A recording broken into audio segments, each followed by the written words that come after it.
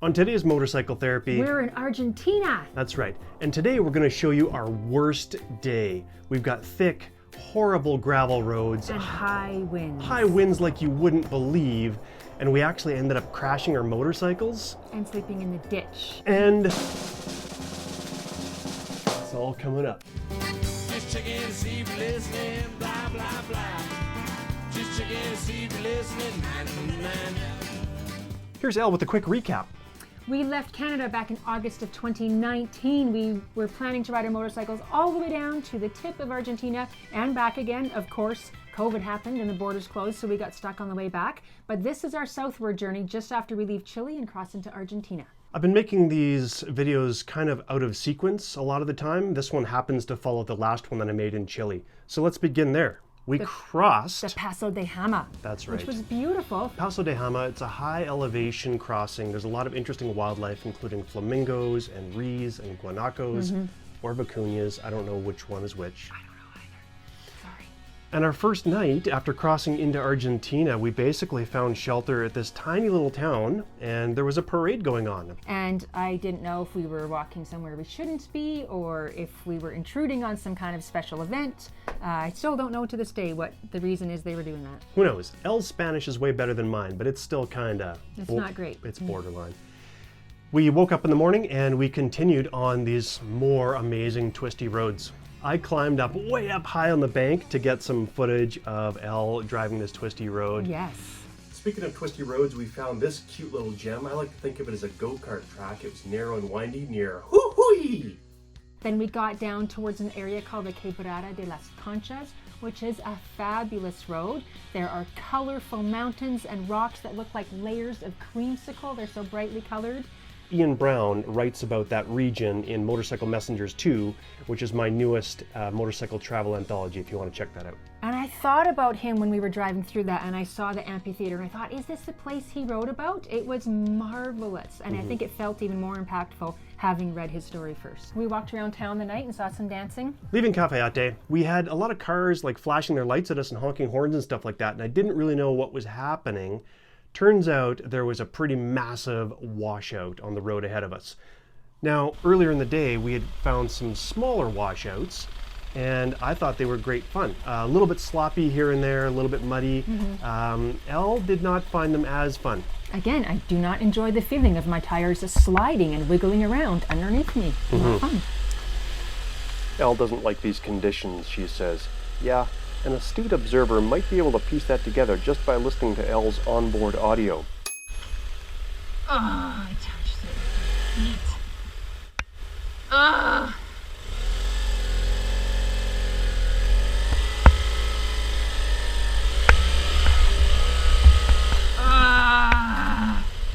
Gross. Ah. So anyway, some of the washouts were wet and slimy like that last one, and some of them were kind of thick, loose sand like this one. Elle didn't like those ones either, but it was sure a lot of fun stopping to film her all the time. This is not that Route 40. Nope, nope, Did I know this was coming up? nope, Did you know this was coming up? nope, I hope it doesn't get any worse than this. yeah.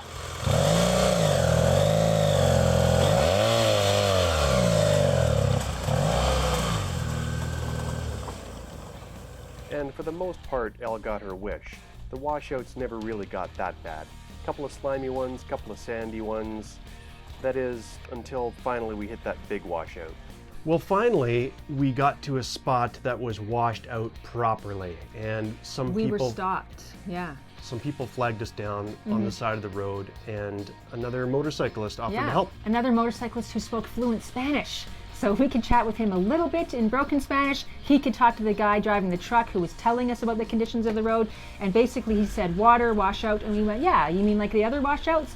And he said, worse. And I said, we can drive through it? And he said, no, you cannot find the bottom of it. And we went, oh. So the truck driver told us about a route to go around. We got the two Spanish speaking guys to talk to each other and then just followed him. It was great.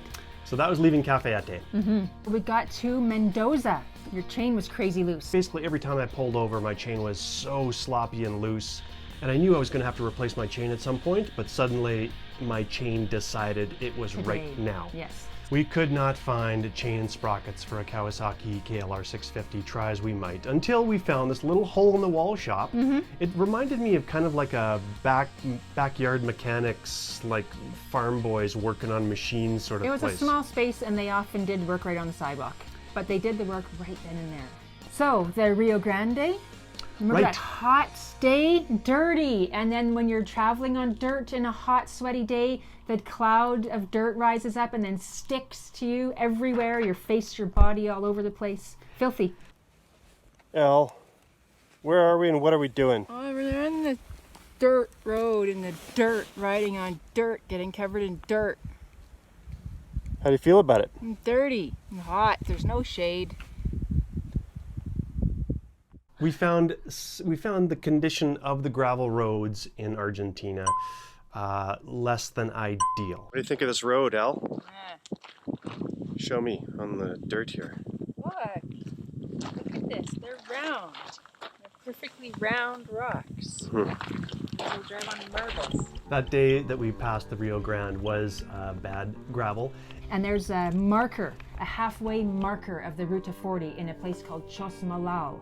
And we had just finished that gravel section and we were so hungry. We stopped at a gas station, which did not let us in the store to buy any food. They were like, no, it is siesta time. We are done. We are closed until supper time, and supper time is 9 p.m. So we were starving. And then we arrived in Chosmalal just at about 4:30 p.m. when the grocery store was opening back up again.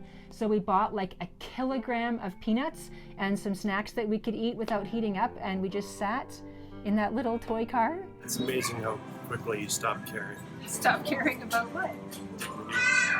Self-respect. What do the people think about you? I sat in a little race car designed for children and I ate. And I ate. And then we got to Just say it. San Martin de los Andes. This is the beginning of Patagonia. That's right. Riding towards Bariloche reminded me so much of traveling in the interior of British Columbia. The hills, the mountains, the lakes, the everything was very much familiar to me, and it's Lush so and green. beautiful. A lot of fun roads. But that's where we started noticing a little bit of wind, which we'll get to more later. But it was windy down in that region. Starting to be, but not any more than when we'd already experienced. We camped in Bariloche. Then Cueva de los Manos. It's the Cave of the Hands, and we were also told that we must see it. And so we took a little detour off to the side. We got to the site, and it was well worth the effort. Yep. Now we're starting to see a lot of road signs that indicate high wind zones. And they're cute because we've seen other travelers take pictures of these signs, and it looks like a palm tree blowing over sideways, and there's no palm trees in Argentina. So it was weird, and I thought it was fun to take a picture of it. Yep. That was before it got so windy that I didn't care about stopping to take pictures.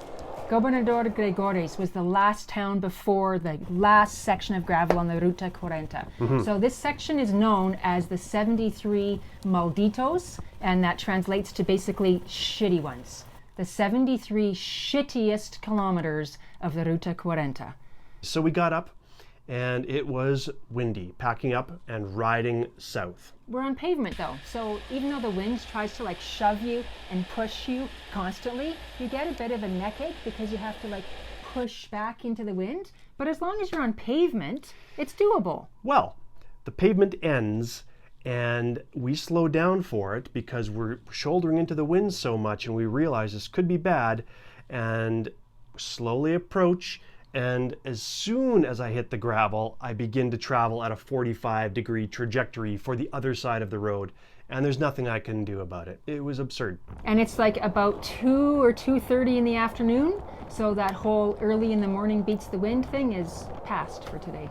We are struggling on this road, and I am going in first gear. I'm pushing into the wind. I'm trying to follow the wheel tracks where the gravel has been pushed up into ridges, but sometimes the wheel tracks do this, and so you're going to hit a ridge of gravel, and when you do, it's all those thick, round pieces of stone, and with a side wind, it just catches you and wants to push you over. So first gear for me. It's not possible to stay in that one wheel track. It's not. And it is beyond frustrating. It's maddening. I believe this wind is strong enough and incessant enough to cause humans to go insane. That wind feels like being physically abused constantly all day long. Yeah. It's like shove, shove, shove, shove, shove, shove, all day long. At this point, Elle and I choose different strategies for dealing with the road and the wind. I opt for the ditch. So I decided this road is so bad, forget it. I'm going down to the ditch. So I'm driving the ditch. Elle has taken off and she is out riding me. Like normally she disappears into my rear view mirror. On this day, she disappeared in front of me. And I was questioning like everything. Have I forgotten how to ride a motorcycle, or has Elle just suddenly become an expert? Or is her bike that much better in the wind? Anyway, she takes off. I abandon the ditch now. I get back onto the road and I'm pondering all of this and wondering. And then I see off in the distance this little black dot on the side, actually in the middle of the road, and I'm approaching and then I realize that is a motorcycle on its side, and I begin to have this sinking feeling in my stomach, and I wonder how fast, if that is Elle's bike, and if she has crashed, how fast was she going? But I can't really think about all that. I just have to get to her, and so I keep on in first gear, shouldering into the wind, and yes, it was Elle's bike on the side. So what happened is I got pushed over and again by the wind, and I wanted to make a complete stop, crank my handlebars and go back to the right side of the road. But as soon as I stopped, the moment that I stopped, the wind just flattened me. I just laid down in the lowest part of the ditch, which still did not give me reprieve from the wind, by the way. And I just closed the visor on my helmet and laid there and waited for Jeremy to come, because unless he held my bike for me while I got back on it, there was no way it would stay up. We got to Elle's motorcycle, we picked it up, and we started riding again. And Elle was not super happy. Up until this point, I hadn't crashed my motorcycle yet. I hadn't dropped it yet. I was feeling pretty good. But now Elle and I are riding in the ditch together. I told her, sometimes it's better in the ditch. So we cruise along in the ditch. Can't be any worse than driving on the road. Let's give it a try. And I think we did okay for a little bit, like maybe just like 3 kilometers. It's still a struggle. It's still maddening. I'm still trying to look where I want to go and push into the wind, but at least I'm not swimming in gravel at the same time. The second that I stopped my momentum and I let go of the gas and put my foot down, flattened by the wind. My bike is down, and the previous time that I tipped over, I was able to like walk it off, you know, when your bike tips over but you manage to stay upright. I tried to do the same thing, but I only made 1.5 steps, and then the wind picked up again, and it felt as strong as if someone came behind me with 2 hands on my shoulder blades and just went BAM! And so I did a face plant in the ground, in the rocks, and I was so pissed off. It seems funny now, but at the time I was probably not sane. I was so mad, and I was hucking rocks. I'm like, stupid wind, stupid Patagonia, stupid motorcycle trip, the stupidest idea ever. And as I continue to huck and yell, my voice cracks. And instead of being mad, I started crying. And then I was pissed off at myself because I'd much rather be mad. And I didn't want to cry, but it just came. It was like when you tighten your guitar string a little too much and it just goes snap. That's what happened. Snap. It truly happened. Yeah. And I wanted to say to her, hey, we're over halfway. It sucks. I know that. It's hard on me too. I know what you're feeling, although I probably didn't quite know what you're feeling. And I wanted to say, let's just keep going. But when I saw... I didn't let him have a chance to say, let's keep going. I just looked at him and said, I'm done. I, on the other hand, did not want to sleep out in the open, but I also did not want to push Elle, and I knew that that would be unwise for many reasons, especially if we ended up getting hurt. So I decided to agree and set up camp. Yeah, I said I didn't crash my motorcycle all day, and that is true, but I did manage to crash Elle's motorcycle. Yeah. Well, we decided that we wanted to go from where we were to the other side of the ditch. Right, the other side of the road where you can see a little bit of a ridge there. It's a small hill. It wasn't a great windbreak, but we thought it would provide a small windbreak. Anything was better than nothing. Yeah, in hindsight, we might have done better to just set up the tent right where we were, But we did what we did. We tried to get over to the other side of the road, and in so doing, I crashed Elle's motorcycle and broke a piece of luggage. Yeah, that one piece of luggage that you can see is now missing was attached by a lock, which is now broken. So we are definitely staying put to do some repairs. Here's me, second time's the charm. Hey, I made it up. And I do my best Fred Flintstone imitation. Yeah. So we did manage to get both motorcycles over onto the other side of the road, and we set up tent with great effort and loaded it up with rocks. And then we used the motorcycle stands to weight down 2 corners of the tent. But even with those 2 corners weighted down and you holding it, still I had to run to the bikes and grab our luggage and throw all of our heaviest luggage plus my body just in the tent and lay there and hold it down while Jeremy finished tying off the, That's what do you right. call those?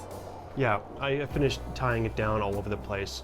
We used the kickstands on the corner of the tent to anchor it into place, and then I just used guy wires or whatever, and I just bundled rocks together and tied them together and just anchored that thing to the ground like I've never anchored a tent before, while Elle held down from the inside. So we did get our tent set up. Our tent actually got ripped up a little bit, but it escaped major damage. My friend, on the other hand, Mike Medill, he was doing the same kind of trip in Patagonia a few years ago, and you can see here, his tent got shredded in the wind. Mike and his family also had kind of an emergency camping situation on the roadside, and he let me use some of the footage from their misadventure as well. We are now in what you call a nightmare. The wind is so fierce, we can't even hardly keep the bike standing. The gravel is flying. We immediately fell asleep. Once we got inside the tent, we kept all of our motorcycle gear on, including our helmets. We crashed hard. The tent is full of dirt and dust and sand that just goes in no matter what. We had enough water to carry us through the night, and fortunately we had some leftover cold pizza, but that wouldn't have mattered. We would have camped even if we didn't have food, but fortunately we had enough to get through. Then we got out, and the wind actually did die down to still maddening levels, but we could walk around and explore our surroundings a little bit. And that was interesting. We saw a little armadillo that came walking right up to me. Right up to your boot and hid behind it. I thought we should take pictures from very far away because we'll surely scare him off. He wasn't scared, he was friendly. Very friendly. Yeah. And then we also saw a desert fox, which was kind of cool. He came and checked out our tent site. And even though the wind died down, it's still shaking the tent constantly throughout the night. It is like pushing the tent over and on top of your face and over your body and squishing and rattling all night long. Until I believe the reason we both woke up together at about 5 a.m., 4:35, was because the wind finally stopped. And I immediately was like, it's quiet. Let's go right now. So we didn't even properly pack. We just threw everything back in our bags without properly rolling it up and got on the bikes and moved while the wind was down. And it was kind of nerve-wracking too, because as we're packing, the wind was beginning to pick up again. Yeah, so you think, oh, that was our reprieve, half an hour at 5 a.m. and that's it. Yeah. Fortunately, we made it off of the gravel road, our earliest start ever, and we finally reached the pavement. Yep. Here comes Elle, off of the freaking gravel. But this is almost the worst part of the gravel.